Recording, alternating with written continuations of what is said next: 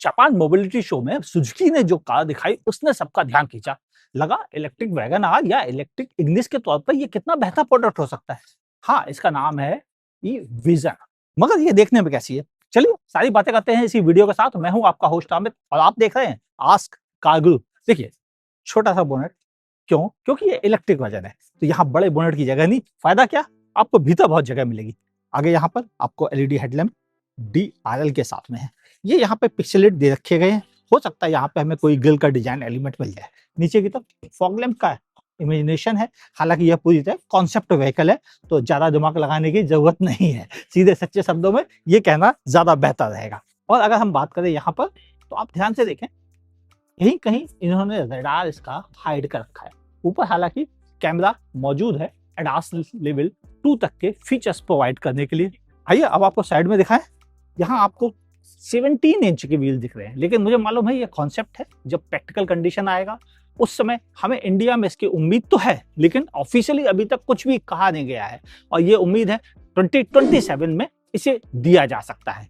हाँ, यहाँ पर ग्राउंड क्लियरेंस अभी कुछ आइडिया नहीं लगा सकते, लेकिन मेरा अनुमान है शायद 180-170 के बीच में होनी चाहिए। जब आएगी तब एक्चुअली सच में पूरी इंफॉर्मेशन मिलेगी। हाँ, यहाँ पर भी एक इंडिकेटर दे रखा गया है जो बताता है कि बॉडी में इंडिकेशन का अभी भी टर्न है। हाँ, ऊपर कोई संदूक वगैरह नहीं दे रखी गई। ग्लास एरिया काफी बड़ा है। बी पिलर को ब्लैक का रखा गया है और ये पेंट फिनिश अच्छी है। इस पर पर्ल का डिजाइन है। यहाँ भी एक नया डिजाइन एलिमेंट्स आप देख रहे होंगे, ये भी काफी अलग सा है। अगर आप पीछे की तरफ बात करें तो यहाँ पर आप नोटिस करेंगे बिल्कुल आगे वाली डिजाइन को ही रिप्लिकेट किया गया है, बस भीतर से रेड कलर बाहर आ रहा है। यहाँ भी मुझे लगता है रिवर्स लाइट के लिए जगह दे रखी गई है और डिजाइन बहुत सिंपल है। विजन ई स्काई पूरा नाम इसको दिया गया है। इधर सुजुकी का बैच दे रखा गया है। आइए अब आपको दिखाता हूँ भीतर से कैसी लग रही है। भीतर की बात की जाए तो यहाँ पर सिंगल डिन में 2 स्क्रीन दे रखी गई है, एक डिजिटल इंस्ट्रूमेंट क्लस्टर के तौर पर, एक एक्चुअल इंफोटेनमेंट सिस्टम है। यहाँ पर आपको एडास से रिलेटेड इंफॉर्मेशन मिल रही है। इस तरफ आपको इंफॉर्मेशन म्यूजिक सिस्टम से रिलेटेड है। ये चौकोर एक तरह से बना हुआ स्टीयरिंग व्हील है और इस तरफ वाइपर के बटन दे रखे गए हैं, जबकि स्टार्ट स्टॉप उस तरफ दे रखा गया है। मैं आपको उधर से आकर दिखाता हूँ। एक और बड़ी चीज आप नोटिस करेंगे, यहाँ पर थ्रू वायर कनेक्टेड है। चूंकि इलेक्ट्रिक व्हीकल है तो कोई रीजन नहीं है कि आप जबरदस्ती उसमें गैस के लिए कनेक्टेड दे। तो यहाँ पर पार्किंग, रिवर्स, न्यूट्रल, ड्राइव और एक बी मोड दे रखा गया है, जो स्पेशली एक्स्ट्रा पावर जब जरूरत पड़े तब आप उसे यूज कर सकते हैं। Electronic parking brake with auto hold function है।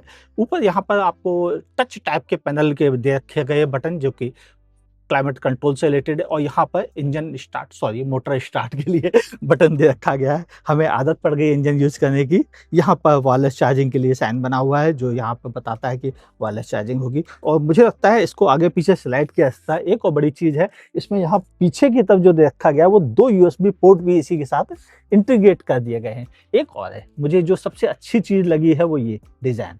ये देखिए, मुझे लगता है कि ऐसी डिजाइन अगर नॉर्मल सीटें भी आए तो शायद इंडिया में हमें वेंटिलेशन की जरूरत उतनी ना पड़े, क्योंकि यही काफी कूल हो जाएंगी। हालांकि पूरा इंटीरियर देख के लग रहा है ये काफी ब्राइट बनाया गया है। यहाँ पर देखिए डुअल टोन दे रखा गया है जो बता रहा है कि इस पर काफी मन लगाया गया है। अगर नीचे हम पेडल्स पर ध्यान दें तो पैडल का डिजाइन भी काफी इनोवेटिव है। हालांकि ये कॉन्सेप्ट है, ये लोगों को अट्रैक्ट करने के लिए ही बनाया गया है। इसका मेन पर्पज ये बिल्कुल नहीं है कि इसे ऐसे ही बेचा जाएगा, लेकिन हाँ, ये बात काफी हद तक सही है कि ये दिखाने की कोशिश है कि यह ग्रीन है, इसलिए यहाँ पे इन्होंने plant as a cup holder पे रख दिया गया है।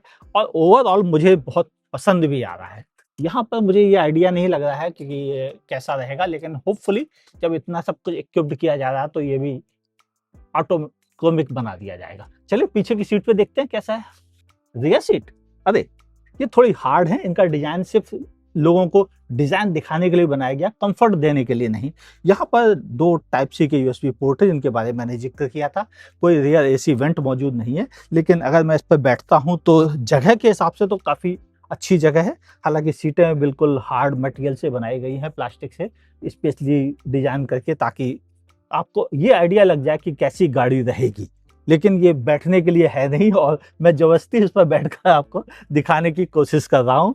और हाँ, एक चीज और नोटिस करेंगे, डोर ओपन करने के लिए भी यहाँ पर टच कैपेसिटिव टाइप के बटन्स दे रखे गए हैं, पावर विंडो के लिए भी नीचे बटन दे रखे गए हैं, और एम्बियंट लाइटिंग भी काफ़ी बेहतर है, और यहाँ से भी थोड़ा सा रिफ्लेक्शन आ रहा है जो इसको थोड़ा यूनिक डिजाइन में दे रहा है।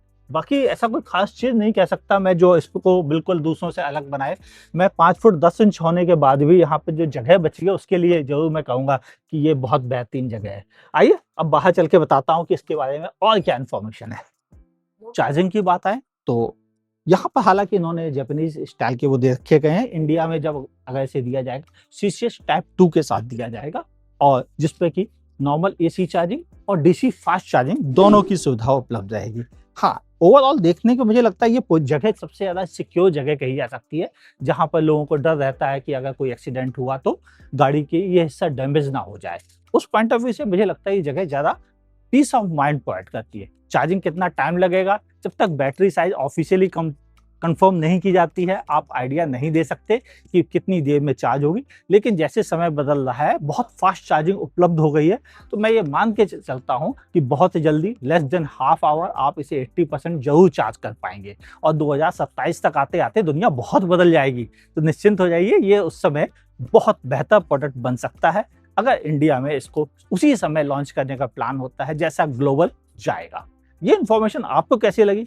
प्राइसिंग अनुमान लगाना बहुत मुश्किल है, और जो भी कहूँगा वो छोटे मुंह बात कहलाएगी। मुझे ये लगता है कि कंपनी के ऊपर छोड़ देते हैं कि वो क्या इसकी प्राइसिंग रखेंगे, और वही ज़्यादा बेहतर है। मेरे हिसाब से बस यही कह सकता हूँ कि अगर यह 9 लाख से लेकर 15 लाख रुपीस तक रहेगी तो फिर तो सेंस बनाएगी इंडियंस को, आइदर शायद सेंस नहीं बनेगा। आपको इन्फॉर्मेशन अच्छी लगी हो लाइक कीजिएगा, नहीं पसंद आई हो डिसलाइक करने में संकोच मत कीजिएगा। मैं जापान मोबिलिटी शो आया हूँ और कोशिश कर रहा हूँ कि इंडिया से रिलेटेड जो इन्फॉर्मेशन हो वो आपके साथ ज़्यादा से ज़्यादा शेयर करें। पसंद आए तो प्लीज़ लाइक और सब्सक्राइब जरूर कर लीजिएगा। देखते रहिए आज का गुरु पर।